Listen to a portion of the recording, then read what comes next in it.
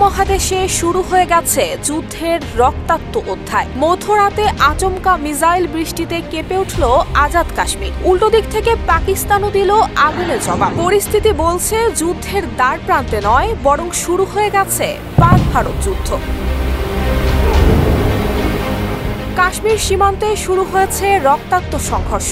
7 মে দিবাগত রাতে আজাদ কাশ্মীরে অন্তত 9টি স্থানে ক্ষেপণাস্ত্র নিক্ষেপ করেছে ভারতীয় সশস্ত্র বাহিনী। অপারেশন সিন্দুর নামে চালানো এই ভয়ঙ্কর অভিযানে পাকিস্তানের ভূখণ্ডে আঘাত হানে ভারত, যাতে এক শিশু সহ 3 জন নিরীহ নাগরিক নিহত হয়েছেন। গুরুতর আহত হয়েছেন অন্তত 12 জন। কয়েক মিনিটের মধ্যেই এই হামলার পাল্টা জবাব দিয়েছে Pakistan.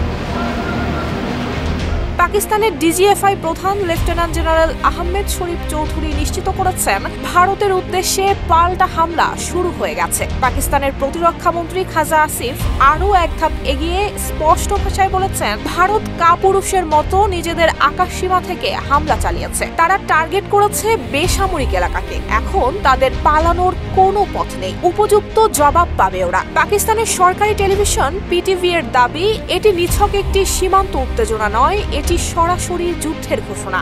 একনল hand wash 100% paraben free, তাই নিরাপদ হাতের জন্য আস্থা রাখুন একনলে। ভারতের পক্ষ থেকে দাবি করা হয়েছে, তারা শুধুমাত্র সন্ত্রাসীদের ঘাঁটি লক্ষ্য করেই হামলা চালিয়েছে এবং পাকিস্তানি সেনাবাহিনীর অবকাঠামো একেবারেই অক্ষত রয়েছে। কিন্তু প্রশ্ন উঠেছে, শিশু নিহত হলে তা কি শুধুই সন্ত্রাসী বিরোধী হামলা? ভারত বলছে, আমরা পাকিস্তান অধিকৃত জম্মু কাশ্মীরের 9টি স্থানে হামলা চালিয়েছি, যেখান থেকে আমাদের বিরুদ্ধে হামলার পরিকল্পনা হচ্ছিল। এটি ছিল এককেন্দ্রিক নিয়ন্ত্রিত আঘাত, কিন্তু বাস্তব চিত্র ভয়াবহ। কাশ্মীর সীমান্তে এখন বারুদের গন্ধ, ধ্বংসস্তূপ আর মানুষের আর্তনাদ। 2 দেশের যুদ্ধ জাহাজ, যুদ্ধ বিমান এবং সেনারা সীমান্তে প্রস্তুত। যে কোনো মুহূর্তে শুরু হতে পারে পূর্ণমাত্রার যুদ্ধ।